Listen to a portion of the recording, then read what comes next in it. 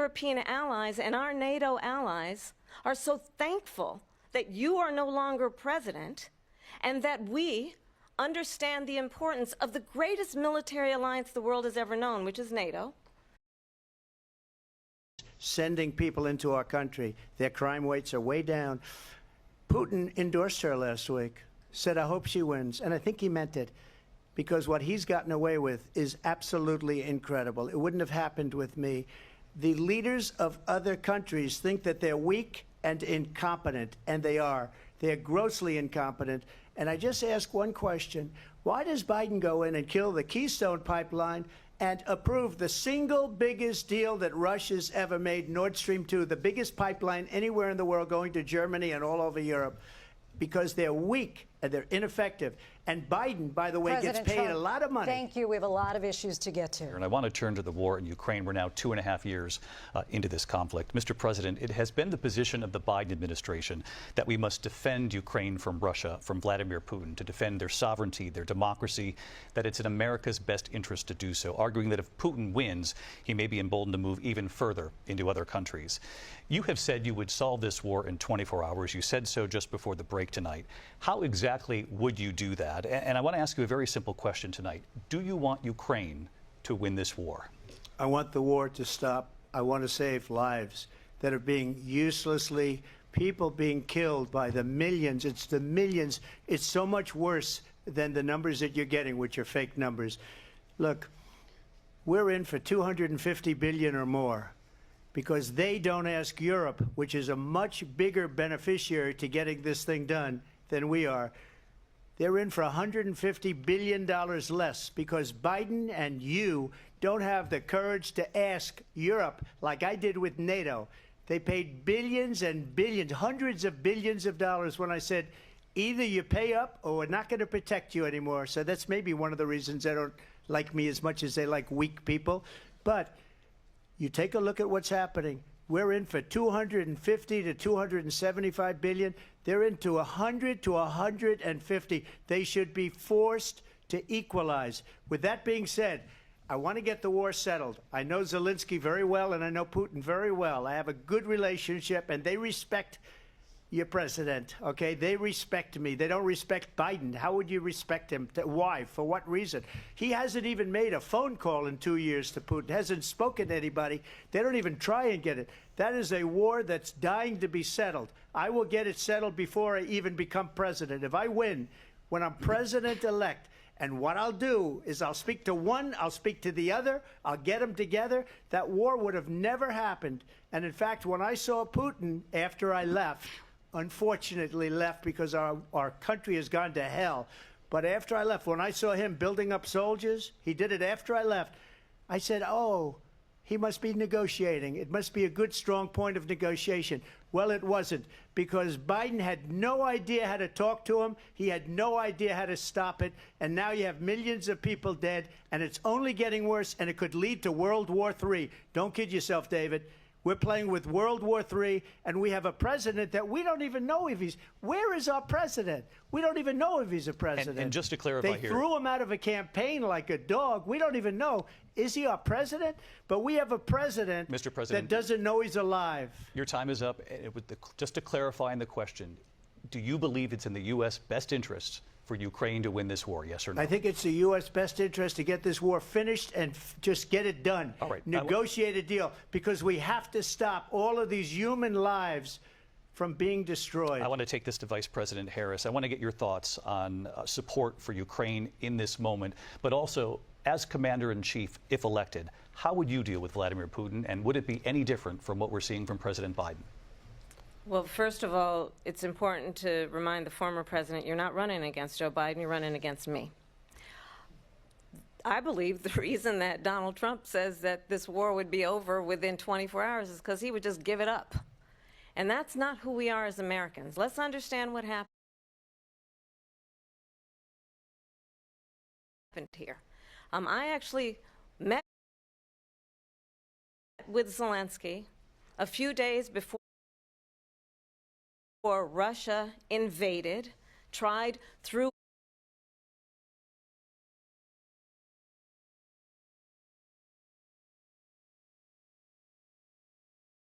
invaded, tried through force to change territorial boundaries, to defy one of the most important international rules and norms, which is the importance of sovereignty and territorial integrity. And I met with President Zelensky. I shared with him American intelligence about how he could defend himself. Days later, I went to NATO's eastern flank, to Poland and Romania. And through the work that I and others did, we brought 50 countries together to support Ukraine in its righteous defense. And because of our support, because of the air defense, the ammunition, the artillery, the javelins, the Abrams tanks that we have provided, Ukraine stands as an independent and free country. If Donald Trump were president, Putin would be sitting in Kyiv right now. And understand what that would mean, because Putin's agenda is not just about Ukraine. Understand why the European allies and our NATO allies are so thankful that you are no longer president, and that we understand the importance of the greatest military alliance the world has ever known, which is NATO, and what we have done to preserve the ability of Zelensky and the Ukrainians to fight for their independence. Otherwise, Putin would be sitting in Kyiv with his eyes on the rest of Europe, starting with Poland. And why don't you tell the 800,000 Polish Americans right here in Pennsylvania how quickly you would give up for the sake of favor and what you think is a friendship with what is known to be a dictator who would eat you for lunch. Vice President Harris, thank you. We've heard from both of you on Ukraine tonight. Afghanistan came up in the last hour. I wanted her to respond to something you said earlier, and please, I'll give you a minute here. Putin would be sitting in Moscow, and he wouldn't have lost 300,000 men and women, but he would have been sitting in Moscow. Quiet, please. He would have been sitting in Moscow much happier than he is right now. But eventually, you know, he's got a thing that other people don't have. He's got nuclear weapons. They don't ever talk about that. He's got nuclear weapons. Nobody ever thinks about that. And eventually, maybe he'll use them, and maybe he hasn't been that threatening, but he does have that. Something we don't even like to talk about. Nobody likes to talk about it. But just so you understand, they sent her to negotiate peace before this war started. 3 days later, he went in and he started the war because everything they said was weak and stupid. They said the wrong things. That war should have never started. She was the emissary. They sent her in to negotiate with Zelensky and Putin, and she did. And the war started 3 days later. And that's the kind of talent we have with her. She's worse than Biden. In my opinion, I think he's the worst president in the history of our country. She goes down as the worst vice president in the history of our country. But let me tell you something. She is a horrible negotiator. They sent her in to negotiate. As soon as they left, Putin did the invasion. President Trump, thank you. You did bring up something. You said she went to negotiate with Vladimir Putin. Vice President Harris, have you ever met Vladimir Putin? Can you clarify tonight? Yet again, I said it at the beginning of this debate, you're going to hear a bunch of lies coming from this fellow. And that is another one. When I went to meet with President Zelensky, I've now met with him over 5 times. The reality is it has been about standing as America always should, as a leader upholding international rules and norms, as a leader who shows strength, understanding that the alliances we have around the world are dependent on our ability to look out for our friends and not favor our enemies because you adore strongmen instead of caring about democracy. And that is very much what is at stake here. The President of the United States is commander-in-chief. And the American people have a right to rely on a president who understands the significance of America's role and responsibility in terms of ensuring that there is stability and ensuring we stand up for our principles and not sell them for the benefit of personal flattery. We've talked about Ukraine and Vladimir Putin. I do want to talk about Afghanistan. It came up in the first hour of this debate.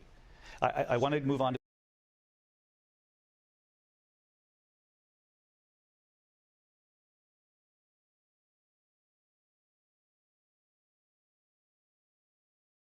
Trump did the most amazing thing I've ever seen. He got these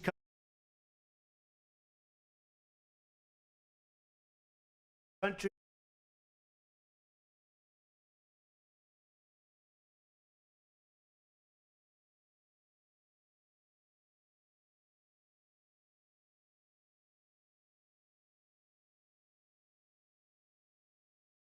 But let's understand how we got to where we are. Donald Trump, when he was president, negotiated one of the weakest deals you can imagine. He calls himself a deal maker. Even his national security advisor said it was a weak, terrible deal. And here's how it went down. He bypassed the Afghan government. He negotiated directly with a terrorist organization called the Taliban. The negotiation involved the Taliban getting 5,000 Taliban terrorists released. And get this, and the president at the time invited the Taliban to Camp David, a place of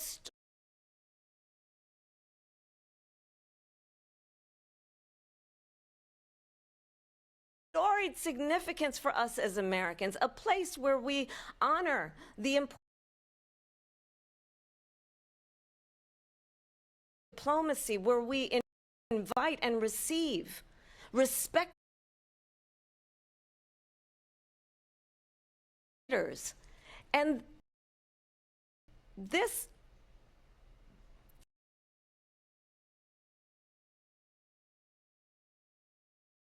president